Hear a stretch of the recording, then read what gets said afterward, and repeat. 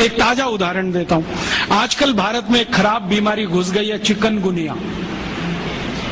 लाखों लोग प्रभावित हैं।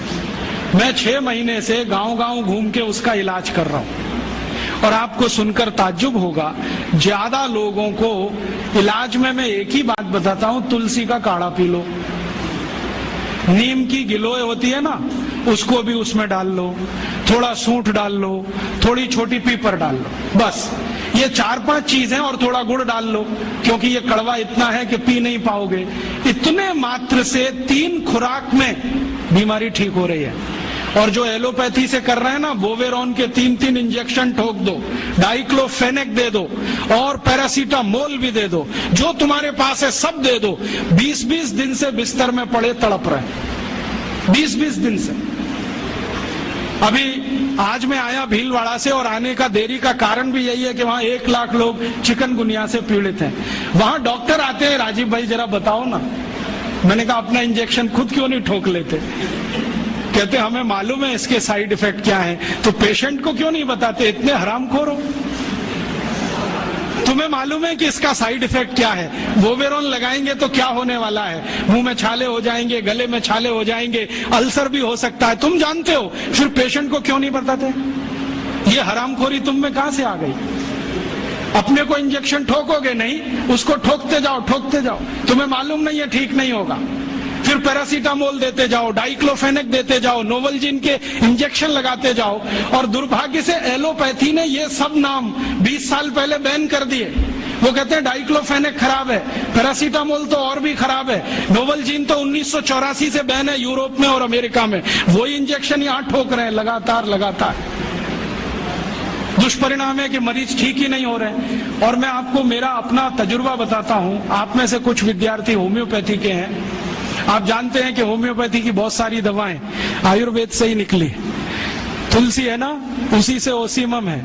ओसीमम की 3-3 खुराक देके कर्नाटक में 70,000 रोगियों को चलता कर दिया, और वो 20-20 दिन से एलोपैथी खा रहे थे, रिजल्ट नहीं आ रहा है। ओसीमम 200 की 3 खुराक सफिशिएंट, और आदमी 20 दिन से तड़प रहा है बिस्तर में, न नींद आ रही है, न चैन मिल रहा है, इतनी उल्टियां हो रही हैं, बुखार उतर नहीं रहा है, सब तकलीफ है।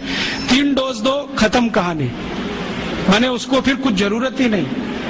और फिर आज स्थिति यह है कि कर्नाटक सरकार ने हमारे ये कैंपों के रिजल्ट देखने के बाद अपने डायरेक्टर्स और ज्वाइंट डायरेक्टर सबको लाइन से लगा दिया, जाओ राजीव दीक्षित के पास, सीखो उससे वो क्या दे रहा है और रिजल्ट क्यों आ रहे हैं। हमने 70,000 पेशेंट को दवा दी, 6 मरे, और उन्होंने 1,22,000 को दी, उसमें से मुश्किल से 6 बचे।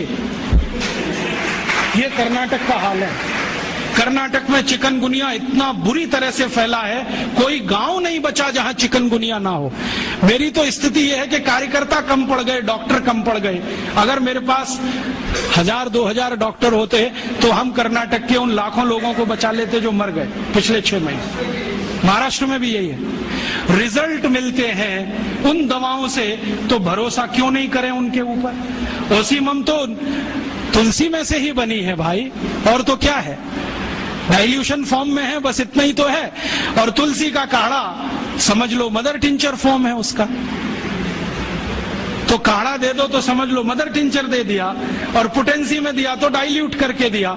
और आप जानते हैं कि ये आयुर्वेद का ही सिद्धांत है कि औषधि की मात्रा जितनी कम रखो, असर उतना ही अधिक है।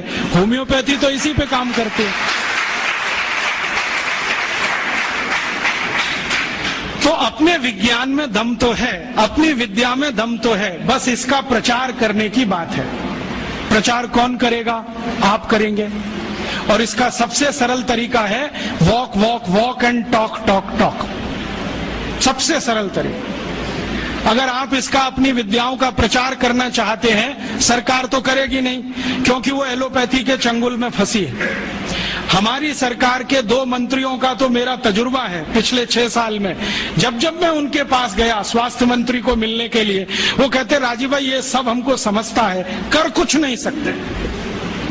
क्योंकि ऐसा जकड़ के रख लिया है। तो मैंने कहा इसमें आग तो लगा सकते हो, आग ही लगा दो हनुमान जी की तरह से, रावण की लंका एक बार जल जाए, कम से कम कहानी तो खत्म हो जाए। तो कहते हैं उतनी हिम्मत अभी तक नहीं आई है, आ जाएगी तो वो भी लगा देंगे। तो उनमें तो आने से रही, क्योंकि वो तो फंसे हैं अपने स्वार्थ में। आप इसको तैयारी करो, एक ना एक दिन ये विदेश से आई हुई चिकित्सा पद्धति के तंत्र को ऐसे ही उखाड़ के फेंकना है जैसे ईस्ट इंडिया कंपनी को उखाड़ के फेंका था हमने।